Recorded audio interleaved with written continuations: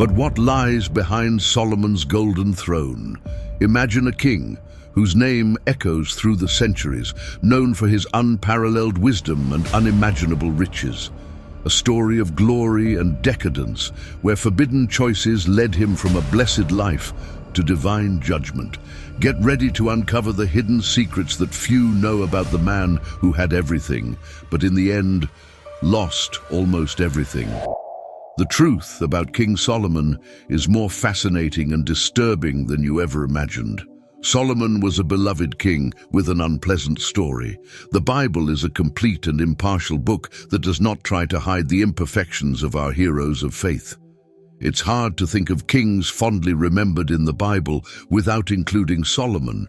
He will always be remembered as a king who loved God so much that he offered 1,000 burnt offerings, asked for wisdom from him, and guided his people with an uncommon understanding that brought peace and ended wars. 1 Kings 3:3-14.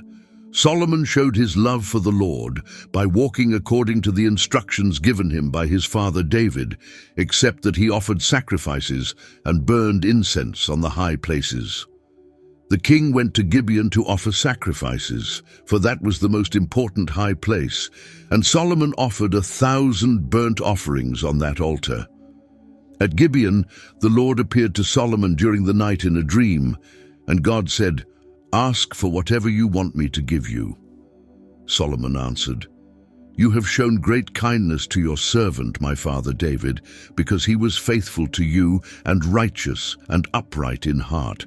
You have continued this great kindness to him and have given him a son to sit on his throne this very day. Now, Lord my God, you have made your servant king in place of my father David, but I am only a little child and do not know how to carry out my duties. Your servant is here among the people you have chosen, a great people, too numerous to count or number. So give your servant a discerning heart, to govern your people and to distinguish between right and wrong. For who is able to govern this great people of yours?" The Lord was pleased that Solomon had asked for this. So God said to him, "Since you have asked for this, and not for long life or wealth for yourself, nor have asked for the death of your enemies, but for discernment in administering justice, I will do what you have asked. I will give you a wise and discerning heart, so that there will never have been anyone like you, nor will there ever be. Moreover, I will give you what you have not asked for, both wealth and honor, so that in your lifetime you will have no equal among kings. And if you walk in obedience to me and keep my decrees and commands as David your father did, I will give you a long life." Solomon is famous for being so popular due to his depth, discernment, and solutions. He wrote some of the most well-known books of the Bible, such as Ecclesiastes, Song of Solomon, and Proverbs, which overflow with discernment. In these books he wrote many wise words, quotations, songs, and proverbs that are so profound that we still explore them today. Solomon was a wise man, hard to ignore and easy to love. That's why many people came from near and far to seek his wisdom, wealth, or advice. 1 Kings 10:1-18.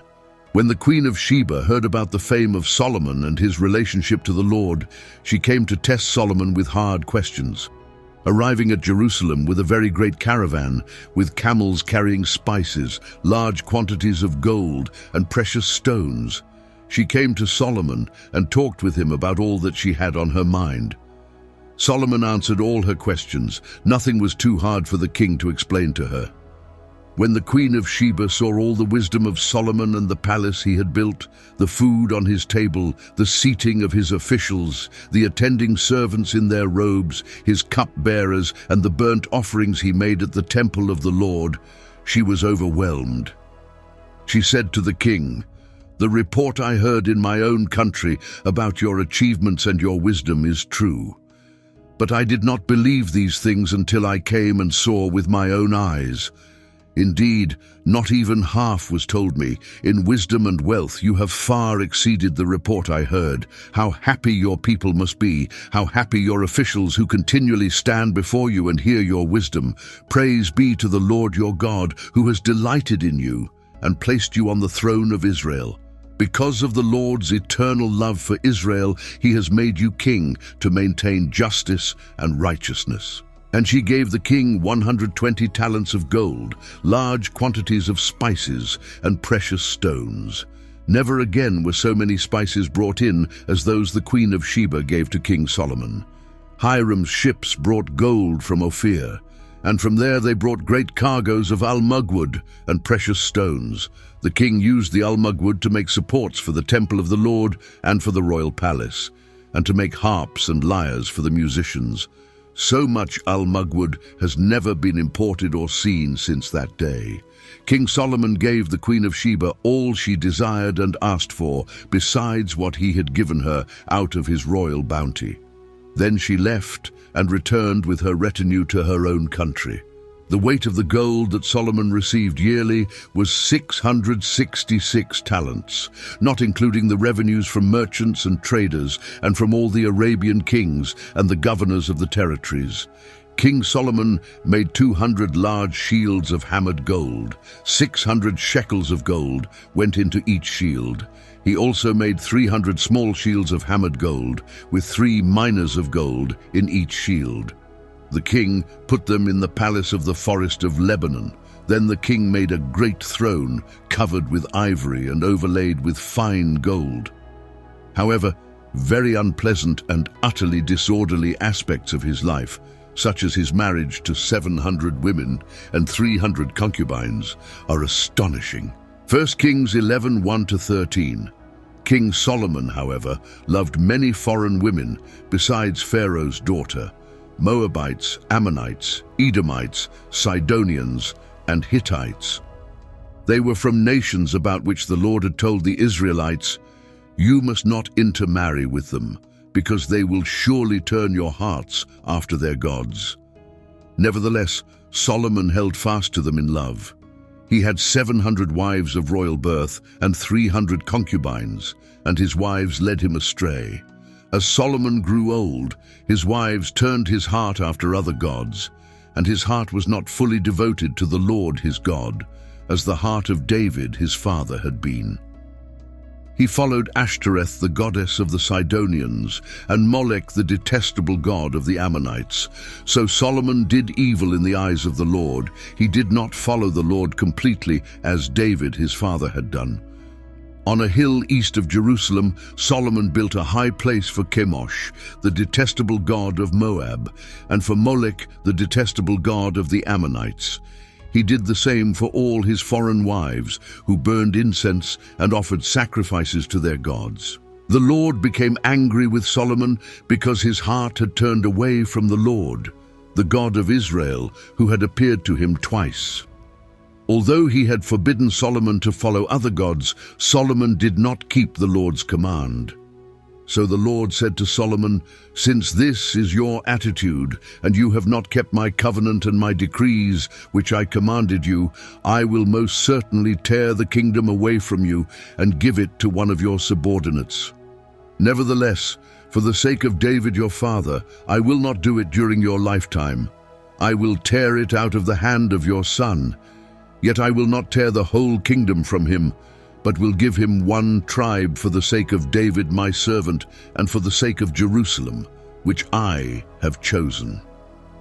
Eventually, this lust, weakness, and lack of discipline in his relationships with women caused God to turn his back on him until Solomon lost almost everything he had.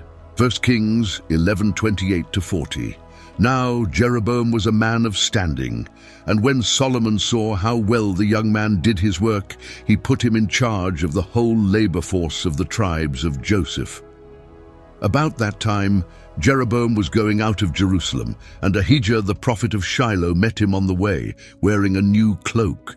The two of them were alone out in the country, and Ahijah took hold of the new cloak he was wearing and tore it into 12 pieces. Then he said to Jeroboam, Take 10 pieces for yourself, for this is what the Lord, the God of Israel, says. See, I am going to tear the kingdom out of Solomon's hand and give you 10 tribes. But for the sake of my servant David and the city of Jerusalem, which I have chosen out of all the tribes of Israel, he will have 1 tribe. I will build you a dynasty as enduring as the one I built for David, and will give Israel to you. I will humble David's descendants because of this, but not forever. Solomon tried to kill Jeroboam, but Jeroboam fled to Egypt, to Shishak the king, and stayed there until Solomon's death. Solomon, once the beloved leader of the 12 tribes of Israel, was left with only 1 tribe as his legacy. Like King Solomon, we all face choices that can shape our destiny. The story of Solomon teaches us that wisdom without discipline can lead to downfall, and that even the most powerful are not immune to the consequences of their actions. Proverbs 16:3, Commit to the Lord whatever you do, and he will establish your plans.